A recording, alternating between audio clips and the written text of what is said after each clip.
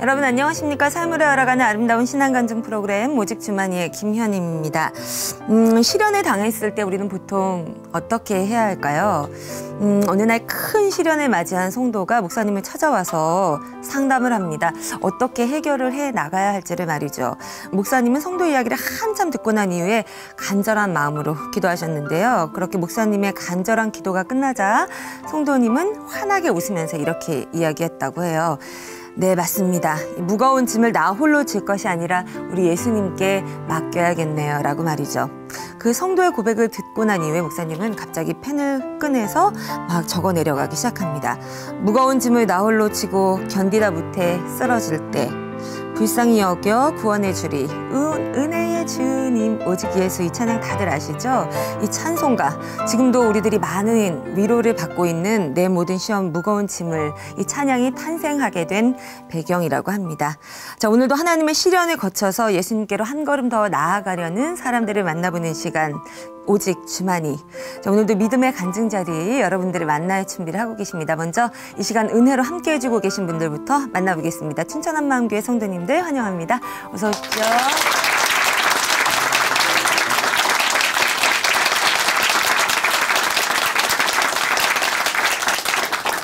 첫 번째 출연자를 만나보겠습니다. 보통 우리가 그 N극, 또 S극, S극 이렇게 자석끼리 같은 극이 만나면 서로 밀어내게 되죠. 이 만날 이분도 굉장히 자기 주장이 강하고 동의심이 강한 여성인데 마찬가지로 도전적이고도 자존심이 강한 남자를 만나서 결혼하게 됩니다. 안락하고 평화로운 삶을 기대한 결혼은 N극이 서로 밀어내듯이 이렇게 서로의 모습을 밀어내게 됐는데요. 남편의 다양하고도 무모한 도전들로 인해서 더 크고 힘든 고통의 결혼 생활을 하게 됩니다. 그렇게 힘들게 한 남편이 미워서 화병을 얻게 되고 또 심지어 우울증으로 몸과 마음이 모두 다 무너져 내렸는데요. 그렇게 힘든 영혼을 만져주고 또 세워주는 손길이 있었습니다. 춘천 한마음교회 조윤성 자매님을 통해서 그 이야기 함께 들어보겠습니다. 박수로 모시겠습니다.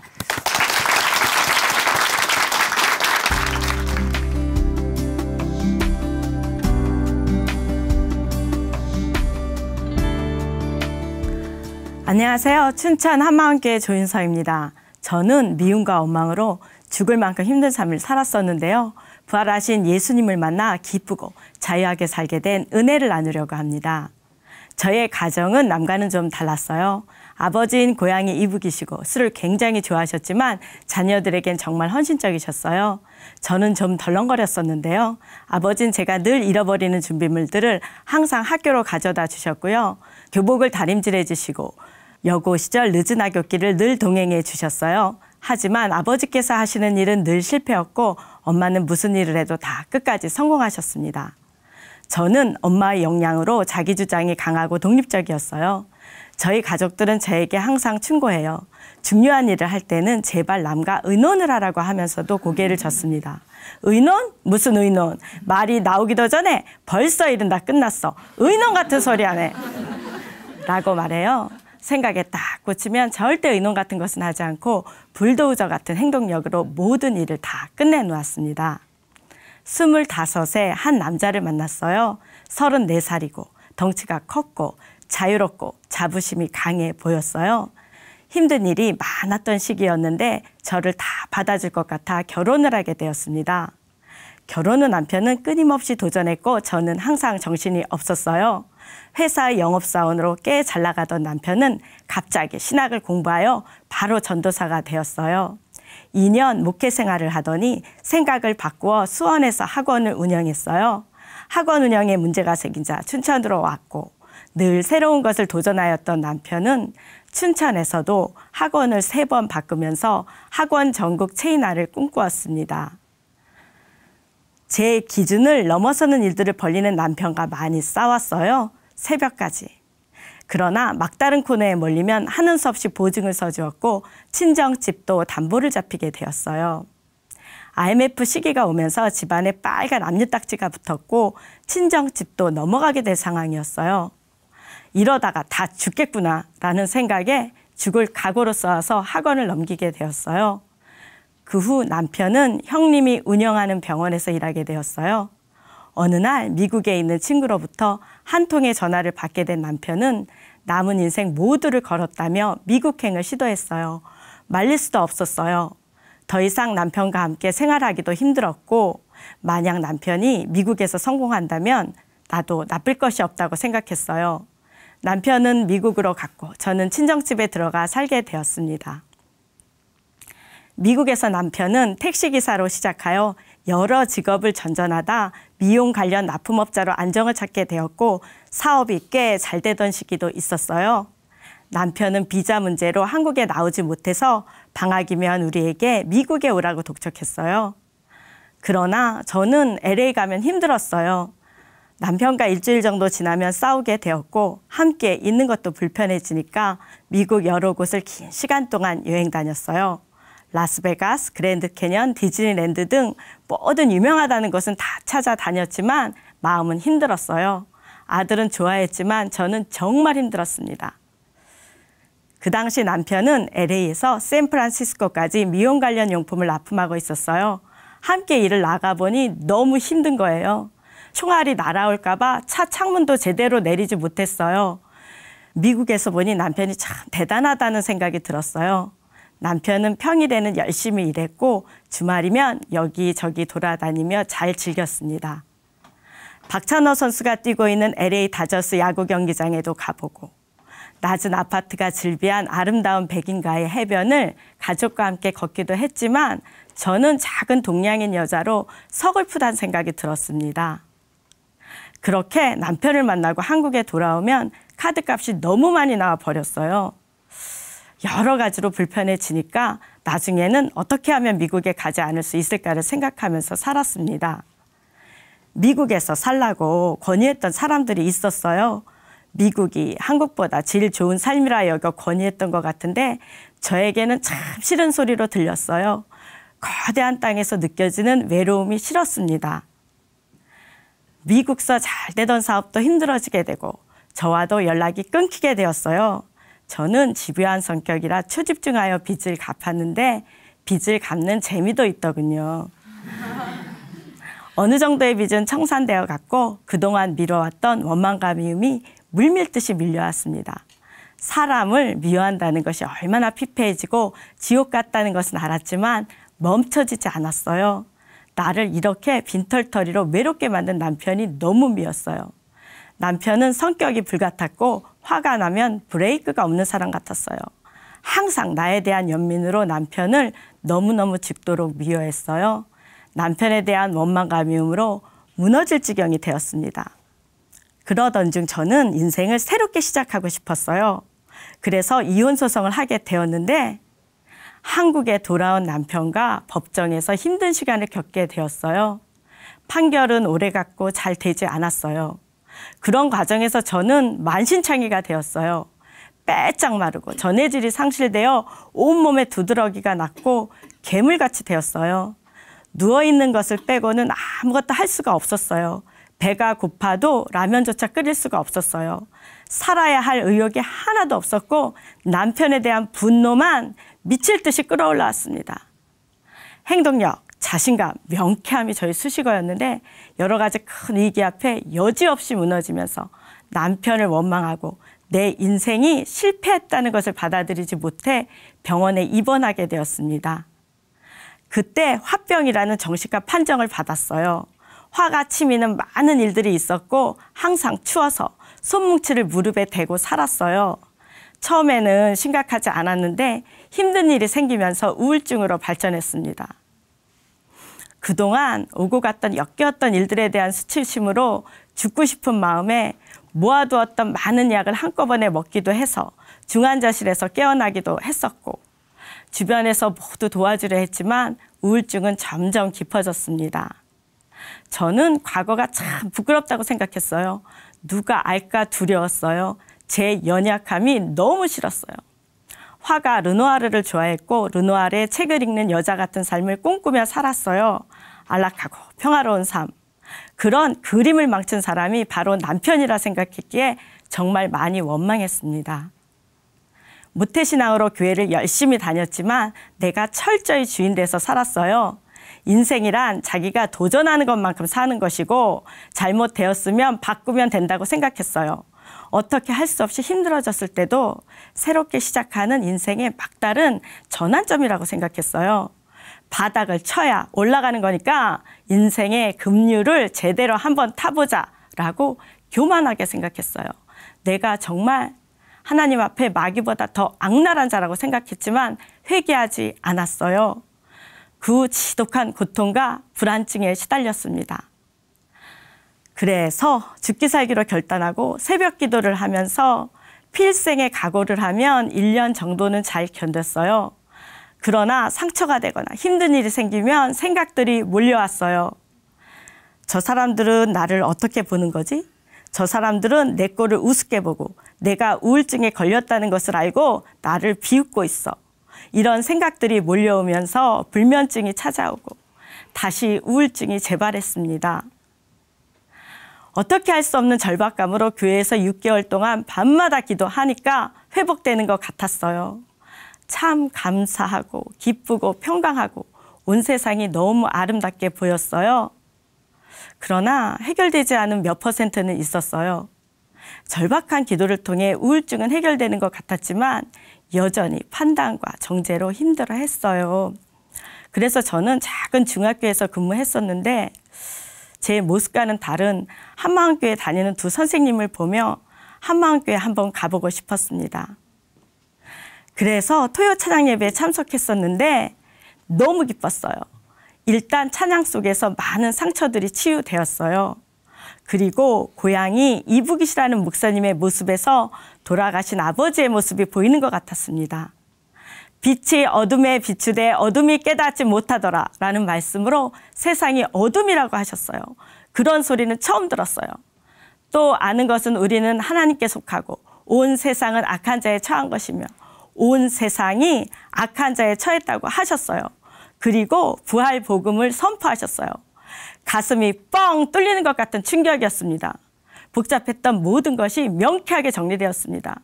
그렇구나. 내가 우울증으로 긴 시간을 보낸 이유는 별것도 아니구나. 복잡할 이유가 하나도 없구나. 원래 어둡고 악한 세상이구나. 그러니까 어둡고 악한 세상을 만지고 생각할수록 우울증이겠구나. 내가 절대 이상한 사람이 아니구나. 주님은 부활하셨고 나는 살았구나. 기뻐서 미칠 것 같았어요. 부활이란 말씀이 얼마나 좋던지 매일매일 공동체 예배를 드리게 되었습니다. 말씀이 새롭게 들리면서 점점 부활하신 예수님 앞에 간절한 마음이 되었어요. 그래서 요한복음을 반복해서 읽고 계속해서 들었어요. 요한복음을 듣고 있던 어느 날 나의 주, 나의 하나님이라고 고백하는 도마의 모습이 떠오르며 그대로 압도당하는 것 같았어요. 2000년 전에 신령한 몸으로 부활하신 예수님이 못자국 난 손과 옆구리에 손을 넣어보라고 말씀하시는 순간 그냥 꼬꾸라지는 도마의 모습이 보였어요. 예수님 앞에 굴복하는 도마의 모습이 그대로 실제가 되니 저도 그렇게 도마처럼 꼬꾸라질 수밖에 없었어요. 저는 젊은 시절 철딱선이 없다는 말을 많이 들었고 나이가 들어서는 사는 것 자체가 너무 힘들었어요. 그런데 부활하신 예수님을 만나니 내가 왜 그렇게 철딱서니가 없었는지, 왜 그렇게 힘들게 살았는지 알게 되었어요. 그 이유는 부활하신 예수님을 믿지 않고 내가 주인 되었기 때문입니다. 내가 그렇게 힘들게 살았던 이유도 남편 때문이 아니었어요. 내 인생 내가 주인이라며 마음껏 세상을 사랑했기 때문입니다. 저는 제 삶이 좀 특별하길 바랬어요. 그래서 남편이 미국에서 성공하길 꿈꿨어요. 그러나 미국에서의 삶은 내가 바랬던 그림이 아니었어요. 다시 새로운 인생을 꿈꿨지만 다 실패였어요. 그래서 다 싫었고 우울했고 죽고 싶었습니다. 항상 내 뜻대로 되어야만, 내 마음대로 되어야만 직성이 풀리는 천상천하 유아독전이 바로 제 모습이었어요. 완전히 악랄한 마귀의 모습이었어요. 그런데 이런 나를 위해 하나님께서는 독생자 예수님을 십자가의 제물로 내어주신 거였어요. 나를 위해 귀하신 독생자 예수님을 십자가에 못 박으신 거예요. 내가 자녀이기 때문에, 내 욕심대로 내가 하나님인 척하며 내 멋대로 살았던 내 죄를 사해 주시기 위해 나를 대신하여 독생자 예수님을 십자가의 제물로 못 박으셨다는 거예요. 악랄한 마귀 같은 내가 하나님의 자녀라는 거예요. 정말 상상할 수도 말로 표현할 수도 없는 하나님의 사랑 앞에 어찌할 수가 없었어요. 그동안 나에 대한 연민과 문제 속에 갇혀서 하나님 아버지의 마음을 무시하고 짓밟은 것이 얼마나 악랄한 죄였는지가 그냥 보였어요. 지옥 갈 수밖에 없는 나를 위해, 내 힘으로는 살 수 없는 나를 위해 하나님께서는 독생자 예수님을 이 땅에 사람으로 보내셨어요. 그리고 예수님은 나의 죄를 대신하여 십자가에 못 박혀 죽으셨고 부활하심으로 하나님이심을 확증하셨어요. 그분이 바로 나의 주인이셨어요. 정말 부활은 예수님을 통해 하나님 전부를 내어주신 하나님 사랑이었어요. 부활로 다 이루신 하나님 사랑을 알게 되니 부활하신 예수님을 믿지 않고 내가 주인된 죄가 얼마나 악랄한지 너무나 통곡이 되었습니다. 저는 예수님 믿지 않는 죄를 눈물로 회개했어요. 그때부터 성경의 모든 말씀이 아멘이 되었어요. 그리고 목사님 말씀이 새롭게 들리기 시작했습니다. 주일 예배 때 목사님께서 십자가에서 예수님이 죽으실 때 옛사람을 다 죽여버리셨다고 하시는데 저는 제 길을 의심했어요. 옛사람을 다 죽여버리셨다고? 그렇구나. 그렇게 원망하는 나의 옛사람도 죽었구나. 이미 나의 옛사람이 죽었다는 것이 실제가 되면서 남편을 생각해도 다른 사람을 생각해도 더 이상 화가 나지 않았습니다. 어떤 상황에도 분통이 터지지 않았습니다. 그리고 목사님 말씀으로 예수님이 저와 한 생명이고 항상 저와 동행해 주신다는 것을 알게 되었어요. 동행을 알게 되니 너무나 힘이 났어요. 또 목사님께서 로마서 14장 8절 말씀으로 살아도 주를 위하여 죽어도 주를 위하여 사나 죽으나 주일 것이라고 하시는데 너무 기뻤어요. 저는 늘 혼자서 모든 것을 책임져야 하니까 남들보다 더 긴장해야 한다고 생각했고요. 그 긴장감 때문에 사는 게 더 힘들었어요. 그런데 사나 죽으나 다 주의 것이라는 거예요. 이 말씀은 저를 너무나 안도하게 했고 너무나 자유하게 해주었습니다. 예전에 저는 교사가 너무 힘들었어요. 그래서 공무원 연금을 계산해보고 언제까지 할지 자주 고민했어요. 그런데 동행의 말씀이 실제가 되니 하나님께서 부어주시는 놀라운 평강이 있는 거예요. 제가 과거에 우울했고 예민했던 사람이었잖아요. 그래서 그냥 딱 보면 단번에 아이들의 마음이 읽혀지는 거예요. 씩씩하고 밝은 모습 속에 숨어있는 아프고 눌린 복잡한 아이들의 마음을 아니까 그 마음이 그냥 이해가 되는 거예요. 저는 1학년 남학생들을 가르치고 있는데요. 시끄럽고 소란하지만 그런 남학생들이 편해요. 소란한 아이들을 기다려주며 수업을 합니다. 남학생들은 종례 시간에 이미 책상에 의자를 올려놓고 당장이라도 뛰어나갈 준비를 하고 있어요. 종례가 끝나기가 무섭게 여기저기 의자가 떨어지고 아수라장이 되어버려요. 그런데 그 속에서 편안함이 느껴지는 거예요. 기쁘게 아이들과 같이 청소를 마무리하면 너무 행복한 거예요. 너무 뿌듯한 거예요. 이런 기쁨이 내게서 나오는 것이 아니라는 것을 아니까 항상 감사한 마음이 듭니다. 제가 부활을 통해 보이지 않는 영원한 나라를 알게 되니 마귀에게 속아서 보이는 세상이 전부인 줄 알고 보이는 것으로 상처받고 원망하며 힘들어하는 사람들에게 꼭 복음을 전하게 됩니다. 아들의 군입대 때 알게 된 아들의 친구가 있었어요. 이 친구는 간절히 복음을 사모하는 마음이 있었지만 집이 너무 멀리 있어 예배를 참석하기 어려웠어요. 그래서 아예 춘천에서 직장을 구하게 하고 저랑 함께 모든 예배를 참석했는데요. 이 친구는 예수님을 주인으로 영접한 후 말씀과 기도에 집중하면서 이제는 어디에서도 복음을 전하는 놀라운 사명자가 되었어요.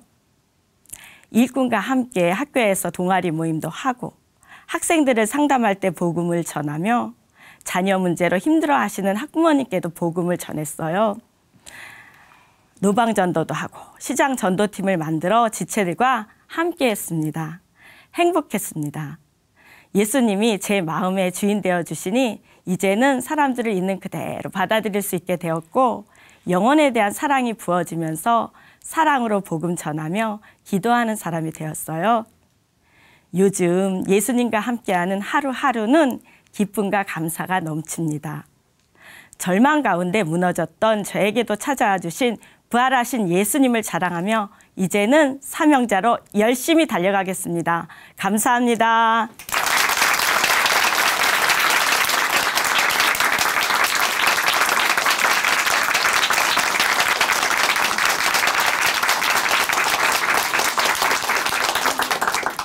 명화 속의 그 평온한 삶을 꿈꾸고 그렇게 아름답게 살기를 원했지만 실제 삶은 화병과 또 우울증으로 인해서 악순환이 계속 반복되는 그런 어려운 삶을 살았던 자매님.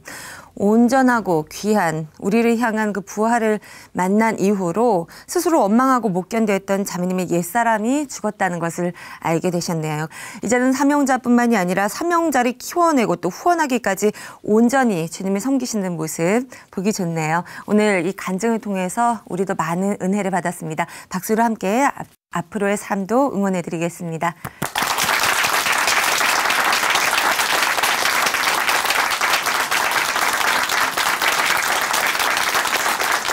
아름다운 믿음의 고백과 함께 하나님의 은혜를 나눠가고 있습니다. 삶으로 알아가는 아름다운 신앙간증 프로그램 오직 주만이 이제 두 번째 간증자를 만나보시겠습니다. 없으면 불편하고 많으면 많을수록 좋다고 생각하는 게 뭘까요? 돈이죠. 저는 아닙니다. 네. 이번에 나오실 분은 그 돈을 벌기 위해서 정말 열심히 사업을 하셨던 분인데 그렇게 열심을 다한 결과 사업도 잘 되고 돈도 많이 벌게 됐지만 고되고 힘든 일과 인간관계로 인해서 어려움을 겪게 되신 분입니다. 역으로 돈의 노예가 돼서 정말 피곤한 삶을 살아가시던 이분. 요즘에는 얼굴에 화색이 돌고 만나는 사람에게 모두 미소를 전하고 있다고 하는데요. 어떻게 이런 변화가 가능했을까요? 춘천 한마음교회 박청미 자매님으로부터 들어보겠습니다. 박수로 모시겠습니다.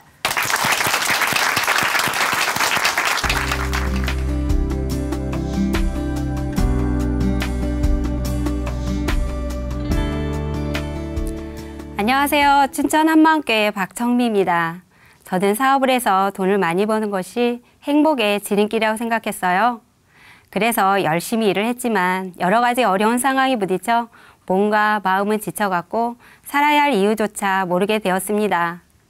그랬던 제가 부활로 인생의 주인 되신 예수님을 만나 참 행복과 자유를 찾게 된 간증을 나누려고 합니다. 저는 어릴 때 넉넉하지 않은 가정에서 자랐기 때문에 월급쟁이보다는 사업을 해서 빨리 안정된 기반을 잡고 싶었어요. 그러던 어느 날 제가 본격적으로 학원 사업에 뛰어들게 된 계기가 있었는데요. 아는 선배가 운영하는 학원에 교사가 급히 필요하다는 연락을 받았어요. 그렇게 시작하게 된 강사 생활은 하루하루가 빨리 지나가고 활기찬 아이들과 함께하는 생활이 즐거웠습니다. 또 아이들을 지도하다 보니까 잘 가르칠 수 있는 노하우도 생기고 학습을 어려워하는 아이들의 문제점도 발견하게 되었어요. 그래서 그 부분을 집중적으로 반복해서 설명하니까 실제로 성적이 오르더라고요. 공부가 참 재미있어요 하는 아이의 말을 들을 때면 성취감도 생겨서 사는 것이 재미있었습니다. 그래서 제가 하는 일을 함께 할 수 있고 사업에 소질이 있는 성실한 사람을 만나 학원 사업을 함께 했으면 하는 바람이 있었어요. 그 바람대로 지금의 남편을 만나 결혼한 후에 학원을 하나 인수하게 되었는데요. 1년 반 안에 인수비용을 갚아야 하는 큰 부담감을 가지고 시작하게 되었어요. 하지만 그 부담감은 오히려 사업을 열정적으로 할 수 있는 계기가 되었고 성실하게 노력한 결과 약속한 기간 내에 인수비용을 다 갚게 되었습니다. 다행히 인수비용을 갚은 이후에도 학원 사업은 잘 되었습니다. 소문을 듣고 소개로 오는 아이들도 많았어요. 어떤 때는 지나가는 저희 학원차를 학부모가 세우고 여기 수강료 얼마예요? 이 아이 지금 차 태워서 바로 보내도 되죠? 하는 일도 자주 있었습니다. 그래서 그때는 우스갯소리로 아이들을 길에서 주운다 라고 할 정도였습니다. 그러는 동안에 학원은 안정이 되어 갔어요. 아이들이 점점 많아져서 시설도 확장하게 되었고 분야가 다른 음악학원도 인수하게 되면서 사업은 날로 번창해 갔어요. 그리고 30대 중반에 누구의 도움도 없이 아파트 2채를 대출 없이 현금으로 샀습니다. 자동차도 사업용, 개인용 2대를 구입하게 됐어요. 이렇게 잘 나가는 저희 부부를 보고 사람들은 젊은 나이 일찍 성공했다고 부러워하기도 했습니다. 한 번은 이런 일이 있었어요. 동창회를 다녀온 남편이 여보, 우리 춤 한번 출까? 다른 사람들은 IMF라 살기 힘들다고 아우성인데 우리는 남에게 빌려줄 정도로 통장에 돈이 많아서 얼마나 좋은지 몰라 하더라고요. 그래서 세상을 다 가진 것 같은 남편 손에 이끌려 거실에서 함께 춤을 추었습니다. 이렇게 겉으로 보기에 우리 부부는 성공의 길을 빠르게 가고 있었어요. 그러나 실상 저의 삶은 점점 힘들어지고 지쳐만 갔습니다. 그 당시 저는 하루 종일 일 속에 파묻혀 살았는데요. 아침 7시에 출근하면 차량 운행을 시작으로 쉴 틈 없이 수업을 해야 했어요. 시험 기간에는 밤늦게까지 연장 수업도 했고요. 재롱잔치, 생일잔치, 발표회 등 학원 행사가 있을 때에는 밤을 꼬박 새운 날이 허다했습니다. 그리고 퇴근 후에 집안일까지 하니까 정말 죽겠더라고요. 그래서 링거를 맞고 겨우 몸을 추스렸지만 저는 더 이상 돈도 일도 먹는 것도 다 귀찮아졌습니다. 그래서 누가 식사 대신 포만감을 주는 알약을 개발했으면 좋겠다는 생각도 하게 되었어요. 남편이 봄에 꽃이 피었다고 산에 놀러 가자고 하면 저는 너무나 화가 났어요. 이렇게 피곤한데 산에 놀러 간다는 것은 극기훈련 같았거든요. 그리고 남편은 일에 대한 성취와 돈에 대한 집착이 남달라서 저와 많은 갈등이 있었어요. 첫 아이 만삭 때 일인데요. 하루 종일 수업을 마치고 밤 12시까지 행사 준비를 하고 있는데 남편이 느닷없이 나타나서 도대체 당신이 할 줄 아는 게 뭐가 있어? 저는 너무나 기가 막혀서 뒤로 넘어가는 줄 알았습니다. 그러더니 다른 학원 누구누구 부인은 네이저를 잘해서 아이들이 그렇게 많이 늘었다던데 이러는 거예요. 순간 저는 다 뒤집어 엎고 싶을 만큼 분노가 치밀어 올랐습니다. 얼마나 화가 나던지 제가 만삭의 몸이란 사실조차 잊은 채 그냥 뛰쳐나와 2시간을 걸어서 집에 간 적이 있었습니다. 또 2, 3년씩 잘 다니다가 하루아침에 다른 학원으로 옮겨버리는 아이들을 보면 야속한 마음에 배신감까지 드는 거예요. 그리고 예고 없이 결근하거나 아예 그만두는 교사들로 인해서 스트레스가 엄청 쌓였고 사람에 대한 불신감도 생겼습니다. 그런데 뭐니 해도 제 가슴을 가장 쓸어내리게 하는 일은 예상치 않게 벌어지는 아이들의 안전사고였는데요. 복도에서 잘 걸어가다 넘어져서 모서리에 이말지어 피를 흘리는 아이. 쉬는 시간에 놀다가 턱이 찢어지는 아이. 친구를 할겨서 얼굴에 오선지를 만들어 놓는 등 정말 감당하기 힘들었습니다. 한 번은 학원에서 아이들을 데리고 캠프를 갔었는데요. 한 아이가 얕은 물에서 놀다가 물에 빠져 죽을 뻔한 일도 있었어요. 이렇게 예측할 수도 막을 수도 없는 일을 보면서 내일이 오는 것이 항상 두려웠고 사람의 힘은 한계가 있어서 보이지 않는 누군가를 의지하고 싶다는 생각을 하게 되었습니다. 이렇게 많은 상처와 문제들로 인해 세상이 주는 즐거움에도 반응하지 못하는 무감각한 사람이 되어갔어요. 그때는 목적을 잃어버린 사람처럼 제가 왜 사는지를 모르겠더라고요. 정말 이러다 서서히 죽겠다는 생각이 들면서 사람이 죽으면 아무 생각을 하지 않으니 얼마나 편할까? 사람이 죽으면 끝나는 걸까? 하는 의문이 꼬리에 꼬리를 물었어요. 교회를 다닌 적이 있었던 저는 이렇게 절박한 상황에서 생긴 의문을 해결하실 하나님은 정말 존재하실까? 하는 고민이 생겼습니다. 그래서 교회를 다니는 지인이나 친구들에게 제 고민을 털어놓았지만 딱히 시원한 답을 들을 수가 없었습니다. 그러다가 문득 새벽 기도를 해보고 싶다는 생각이 들었어요. 집 근처 교회로 갈급한 마음에 뛰쳐나가 하나님께 부르짖었습니다.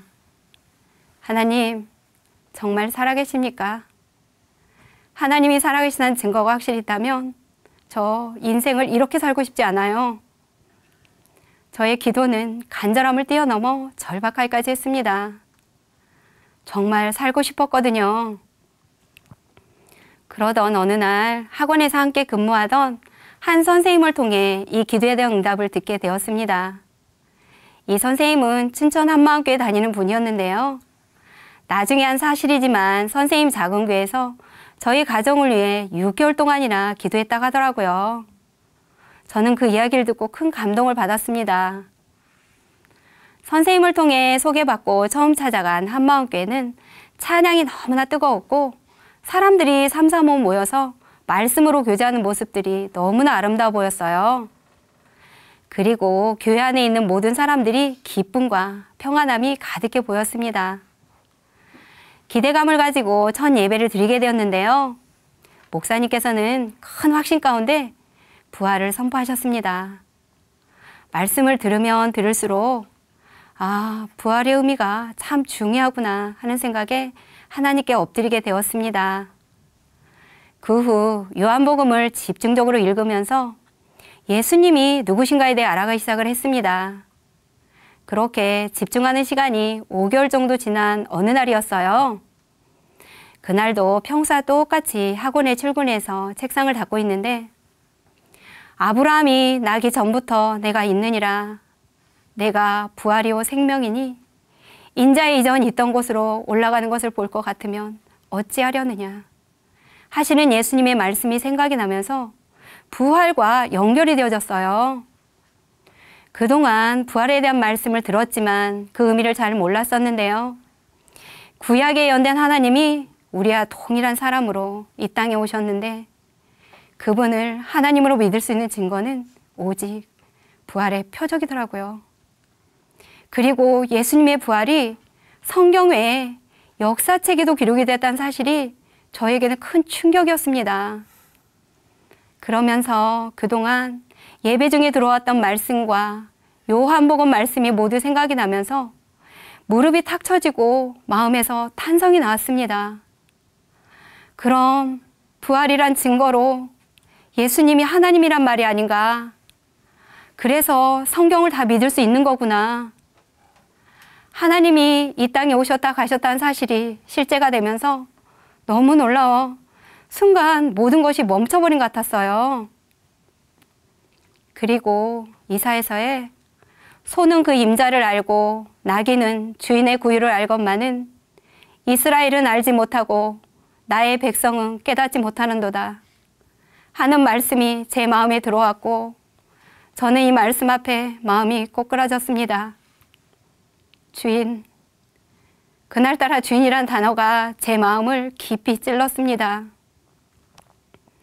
그동안 예수님을 믿는다고 했지만 이분을 단순히 내 문제를 해결해 주시는 분으로 알았지 저의 주인으로 믿지 않았다는 것을 알게 되었습니다.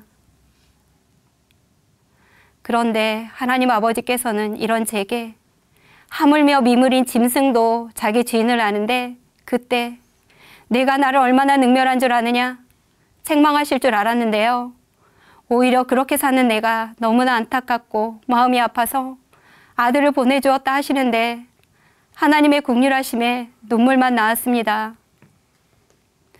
돈을 벌어 안정된 삶을 살면 행복할 것 같아서 죽을 힘을 다해서 살아봤지만 내가 왕노릇하며 욕심이 가득했기에 넓은 집과 사업체를 가져도 만족할 수 없었어요. 삶의 위기가 왔을 때에도 내가 주인이었기에 예수님 안에 있는 기쁨과 평강을 누리지 못하고 감사할 수 없었습니다. 저는 하나님을 마음에서 버린 채로 죽을 수밖에 없는 죄인이었습니다. 이런 저를 하나님이 너무도 사랑하셔서 독생자를 보내주셨고 내 죄 때문에 날 대신하여 예수님이 십자가에서 죽으셨습니다. 결국 예수님을 내가 죽인 거예요. 이렇게 참담하고 절망적인 상황에서 회개하고 복음을 믿으라고 하시는 말씀은 도저히 이해할 수도 측량할 수도 없는 하나님의 크신 사랑이었습니다. 저는 그 사랑에 감격이 되어 예수님을 주인으로 믿지 않은 죄를 하나님께 회개하고 예수님을 주인으로 영접하였습니다. 아멘. 영접 이후에 천국이 너무나 확실하니까 이 땅에서 나를 위해 사는 것은 다 순간적이고 죽으면 아무것도 가져갈 수가 없는 거더라고요. 저는 이미 예수님과 연합되어서 모든 것을 다 가진 자가 되었고 영원한 하나님의 나라를 위해서 사는 자가 되었습니다. 전에는 예쁜 생활을 선물로 받으면 뭐냐 오래 볼 수 있게 조화를 사오지 할 정도로 아름다운 것을 아름답다고 느끼지 못하는 감정이 메마른 사람이었는데요. 부활하신 예수님을 주인으로 영접하고 나니까 마음에 기쁨이 넘치는 감성이 살아나더라고요. 가을 하늘이 너무 맑고 예뻐서 하나님이 만드신 자연에 감격하기도 했고요. 길 옆에 은행잎을 보면서 어떻게 은행잎 색깔이 이렇게 다양할 수 있을까? 자연의 조화가 너무나 아름답게 느껴졌습니다. 이렇게 마음이 바뀌니까 둘레 지인들은 저에게 석고 같았던 얼굴이 어떻게 이렇게 부드러워졌냐고 물어보는 일도 생겼고, 또 어떤 동생은 언니 변한 모습을 보면 정말 하나님이 살아계시긴 한가 봐 하기도 했습니다.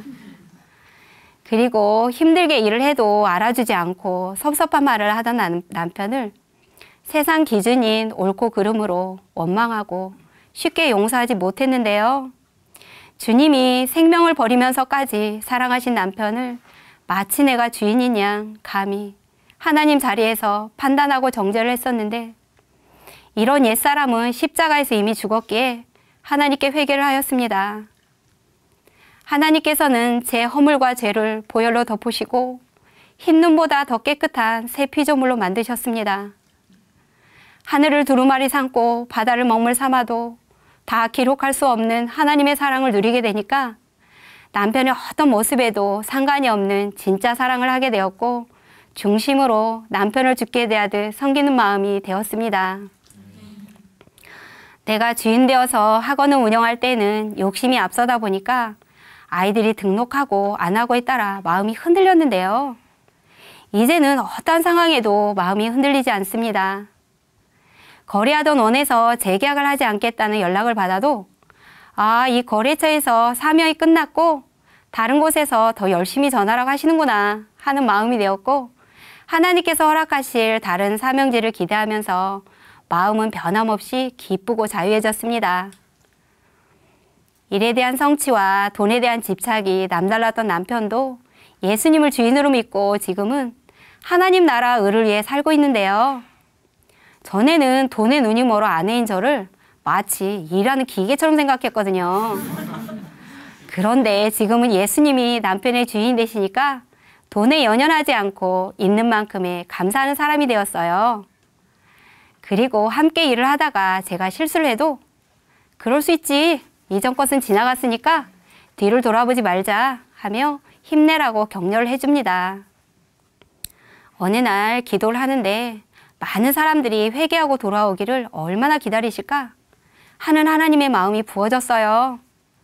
그래서 만나는 사람마다 부활하신 예수님을 전하게 되었습니다. 전에는 학원에서 아이들을 볼 때마다 성적을 올려야 될 텐데 하는 생각이 가득했는데요. 예수님을 주인으로 믿고 나서는 내가 가르치는 이 아이들도 모두 천국에서 함께 살았으면 좋겠다는 마음이 드는 거예요. 그래서 아이들을 만날 때마다 얘들아, 예수님이 진짜 부활하셨어 말해주었어요. 이렇게 부활을 듣고 예수님에 대해 궁금해하는 아이들은 부모님의 허락을 받고 교회로 데리고 갔는데요. 아이들은 복음을 듣고 예수님을 주인으로 영접하였습니다. 그리고 이렇게 마음이 열린 엄마들도 만나서 함께 예배를 드리기도 했습니다. 얼마 전에 미용실을 운영하는 부부를 전도하게 되었는데요. 남편분은 인생 뭐 있어 하며 술독에 빠져서 하셨던 분이었어요. 저희 부부가 전도하러 가면 아우 쉬고 싶은데 또 왔어 하시며 투덜거리고 건물 옥상으로 피해 다니셨어요. 그래도 포기하지 않고 매일 찾아가 복음을 전했는데요. 그 부부는 마침내 예수님을 주인으로 영접하였습니다. 예수님을 믿은 후 술은 자연스럽게 끊어졌고요. 지금은 공동체 함께 복음을 전하는 멋진 사명자가 되었습니다. 그리고 저희 거래처 중에 가장 큰 교육기관을 운영하는 원장님을 만나게 되었는데요. 그날따라 많이 힘들어 보여서 원장님, 하나님을 만나게 된다면 무엇을 기도하고 싶으세요? 물어보니까 마음이 편했으면 좋겠어요 하시는 거예요. 평소에 잘 웃으시고 표정이 밝으신 분이 이러한 답을 하셔서 내심 놀랐습니다. 그래서 저는 원장님, 평강의 왕이 계시는데 복음을 들어보시겠어요? 하면서 부활하신 예수님을 전하게 되었습니다. 감사하게도 하나님의 은혜로 원장님은 예수님을 주인으로 영접하셨고 마음이 너무나 가벼워졌다 하시면서 기뻐하셨습니다. 저는 돈을 많이 벌면 행복할 거라고 생각해서 열심히 살았는데요. 물질의 소유로 행복할 수 없었어요. 예수님과 연합된 저는 이미 다 가진 자가 되어서 영원한 나라에 상을 쌓는 것만이 최고의 부자, 최고의 행복이었어요. 저는 진리 가운데 더 이상 염려가 없는 기쁘고 자유한 삶을 누리게 되었습니다. 죽으시고 부활하셔서 저희 주인 되신 예수님, 사랑합니다. 감사합니다.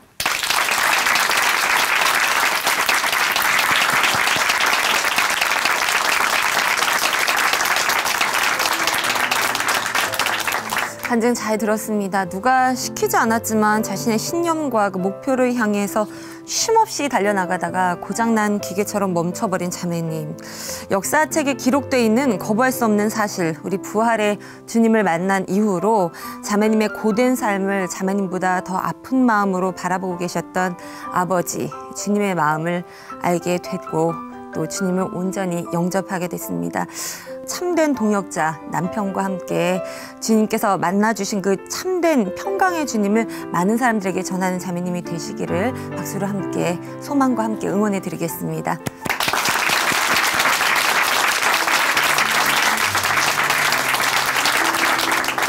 다른 누구도 그 무엇도 아닌 하나님으로 인해 삶의 변화가 있는 신앙간증 프로그램 오직 주만이 오늘 여기서 마치겠습니다. 오늘도 은혜 많이 받으셨죠? 이 시간 찬양과 함께 마무리해보죠. 하유정 자매님이 불러주시는 저 장미꽃 위에 이슬이라는 찬양입니다. 오늘도 성령님의 인도하심 가운데 큰 은혜 누리시는 하루 되시길 바랍니다. 고맙습니다.